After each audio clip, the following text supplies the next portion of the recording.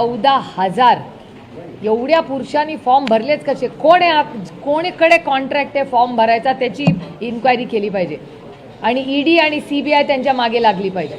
एरवी छोट्या छोट्या गोष्टींना ईडी आणि सीबीआय लावतात लोकांच्या मागे, विरोधी पक्षाच्या मागे. इथे तर एवढा मोठा भ्रष्टाचार आहे. मग भ्रष्टाचार असाच जाणार. मी स्वतः दिल्लीला मला नाही माहिती बाबा, मला कसं माहिती असेल? नाही, प्रॉब्लेम इज फॉर्म तर भरला ना, कोणीतरी फॉर्म भरला ना. इलेक्शनच्या आधी घाईघाईनी यांनी एवढे फॉर्म भरून घेतले. मग कुठलं सॉफ्टवेअर आहे? कॉन्ट्रॅक्ट कुणाकडे होतं फॉर्म भरायचं? कोणी फॉर्म भरून घेतले या सगळ्या बहिणींचे? कुठलं तरी सॉफ्टवेअरच वापर. अहो एआयच्या काळामध्ये एवढा मोठा पारदर्शक कारभार, आधार कार्ड या सगळ्याबद्दल झालं. एवढी मोठी यंत्रणेमध्ये एवढा फ्रॉड होतोच आहे कसा? याचा अर्थ याच्या मागे काहीतरी मोठं षडयंत्र आहे.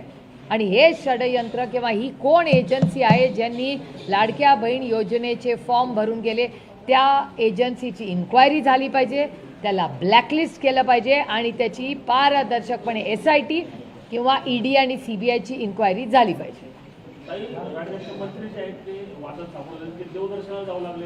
नंतर कोकटेंनी श्री देवाचं दर्शन घेतलं, देवामुळे राजीनामा लांब जातो. त्यांचा वैयक्तिक प्रश्न आहे, त्यांनी आयुष्यात काय करावं, त्यांनी काय का करेना. माझं म्हणणं आहे की महाराष्ट्राची आबरू ही वाचवा अशी वेळ आली आहे. मला म्हणायचे दुर्दैव आहे, मला असं बोलावं लागतं की महाराष्ट्राची इतकी बदनामी. किती दिवस झाले यांचं सरकार येऊन? 100-150 दिवस झाले असतील. 150 दिवसात महाराष्ट्राच्या 70 वर्षाच्या इतिहासात जेवढी महाराष्ट्राची बदनामी झाली नाही ना, तेवढं या 150 दिवसात झालेली. गाव वाडी वस्तीपर्यंत महाराष्ट्राची बदनामी या लोकांनी केली आणि ह्याचा कधी तर कधी इसका जवाब उनको देना पडेगा. आणि नुसत्या राजीनाम्यांनी फक्त संपत नाही, दर 50 दिवसांनी एखादी विकेट जाते. काय लावलंय?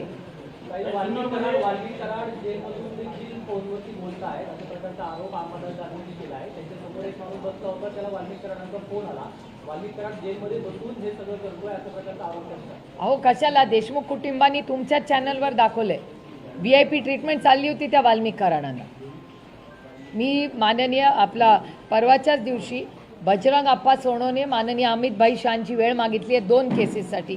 एक तर वाल्मिक कराडांचं जे वागणं आहे त्याच्यासाठी आणि त्यांना जी VIP ट्रीटमेंट दिली जाते जेलमध्ये त्याच्या विरोधात, आणि दुसरं महादेव मुंडेंचा जो खून झाला त्याची पारदर्शकपणे इन्क्वायरी घेऊन त्या माऊलीला न्याय मिळाला पाहिजे. या 2 विषयांसाठी माझे सहकारी बीडचे खासदार बजरंग अप्पा सोनवणेंनी माननीय अमित भाई शाहची वेळ मागितलेली आहे. ते 2 वेळा या आठवड्यात त्यांच्याकडे जाऊन आलेले आहेत.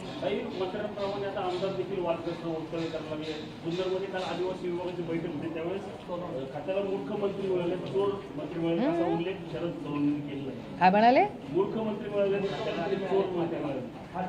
असं बोलले?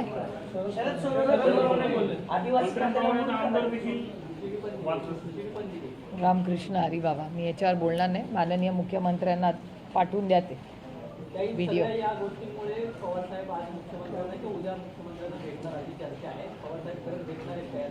मला माहिती नाही. काल मी दिल्लीवरनं पुण्याला आले. माननीय पवारसाहेब काल दुपारीच मुंबईला गेले, त्याच्यामुळे मला माहिती नाही भेटणार असतील. पण एक मी तुम्हाला सांगते, आम्ही जरी विरोधक असलो त्यांची, तरी आम्ही महाराष्ट्रावर प्रेम करणारी लोक, या काळ्या मातीशी इमान राखणारी लोक. विरोधकाच्या रोज या विकेट पडत आहेत म्हणून आम्हाला आनंद होत नाही, कारण का आमच्या राज्याचं नुकसान होतं. आज महाराष्ट्राची काय परिस्थिती आहे, आर्थिक पण आणि सामाजिक पण. आर्थिक परिस्थिती इतकी नाजूक आहे. आणि मी म्हणत नाही, सरकारचा डेटा सांगतोय मी, डेटा ड्रिव्हन बोलतो. आज महाराष्ट्र सरकारकडे पैसे नाहीत. अहो